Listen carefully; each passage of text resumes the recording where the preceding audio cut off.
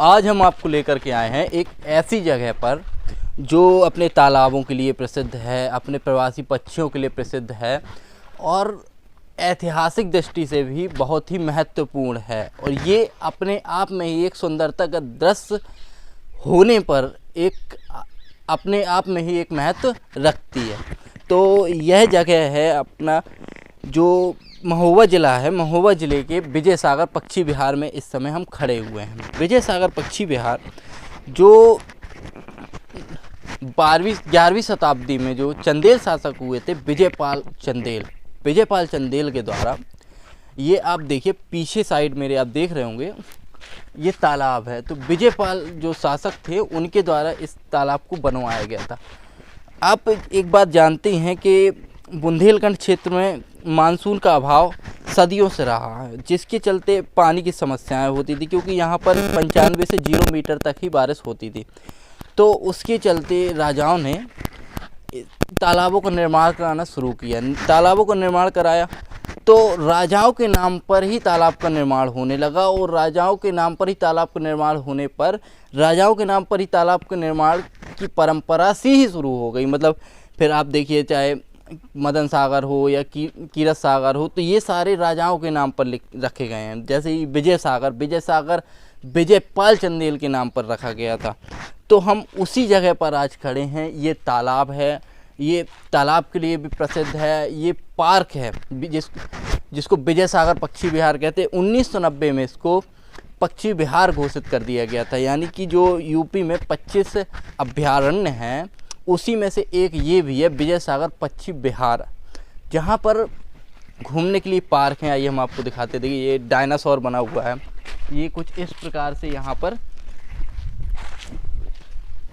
है। यहाँ पर देखिए बच्चों के लिए पार्क है। देखिए आप देख रहे होंगे, ये पेड़ पौधे लगे हुए हैं। ये डायनासोर बना हुआ है। डायनासोर हम जब और एक चीज़ और यहाँ पे बहुत महत्वपूर्ण है। यहाँ पर देखिए, आपको और एक चीज़ दिखाते हैं। इधर से आइए भैया, कैमरामैन इधर से आइए, इधर से आइए। देखिए एक बंदर दूसरे बंदर की, देखिए किस हिसाब से वीडियो दिखाइए भैया।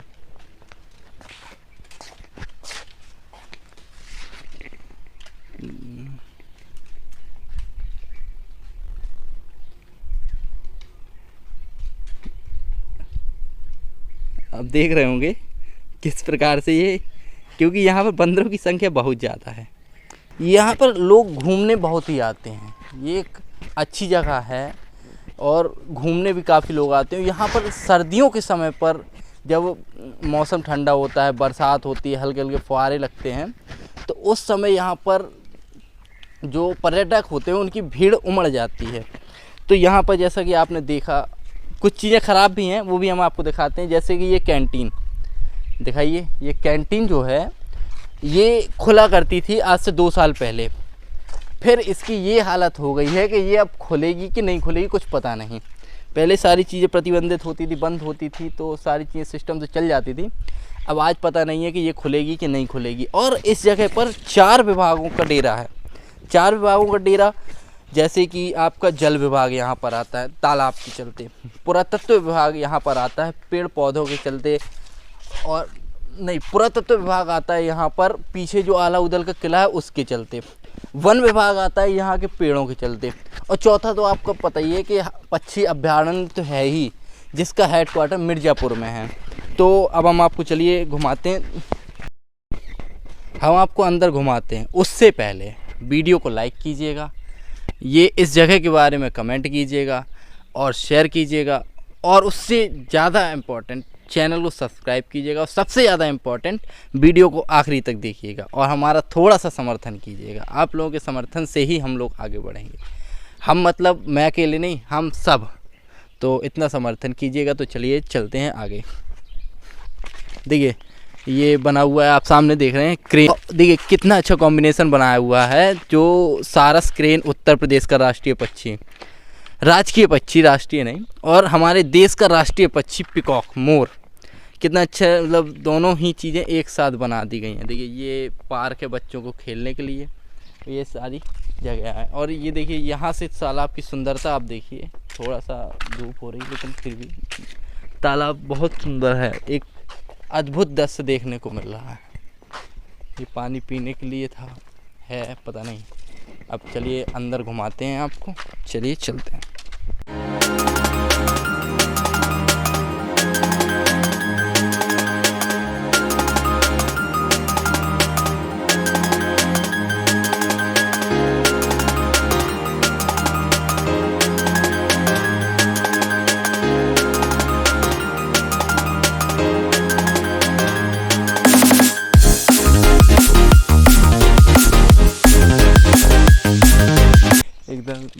और देखिए यहाँ पर कई प्रकार के बंदर, देखिए ये छोटे बच्चों के साथ हैं, और देखिए वहाँ पर बैठ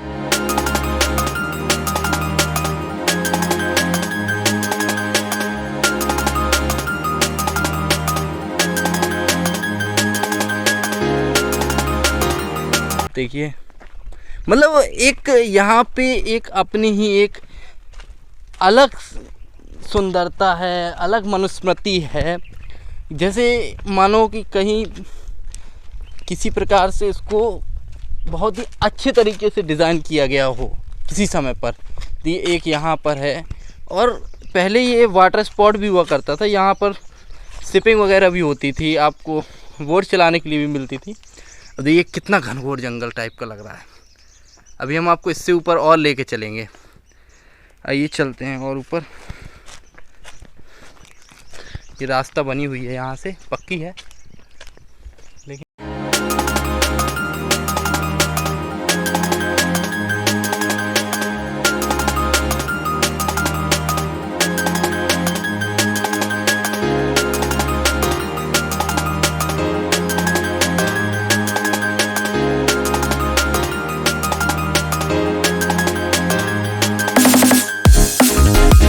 बना हुआ है यहाँ से। ये इस प्रकार से ये अब ये रास्ता जो जाएगा ये आला उदल के किले को जाएगा। देखिए सारी जगह इसी प्रकार से आप देख रहे होंगे, पत्थरों से।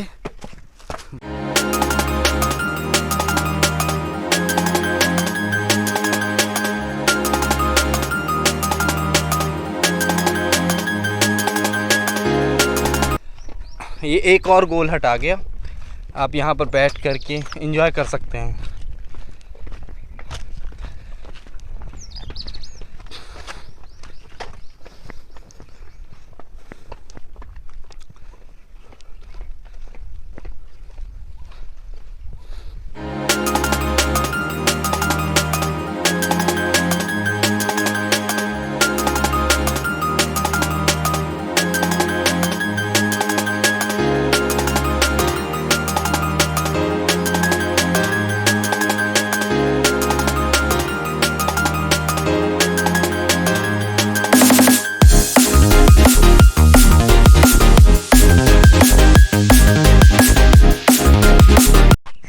हम लोग आ गए हैं आला उदल किले के पास, तो चलिए आपको घुमाते हैं, आइए।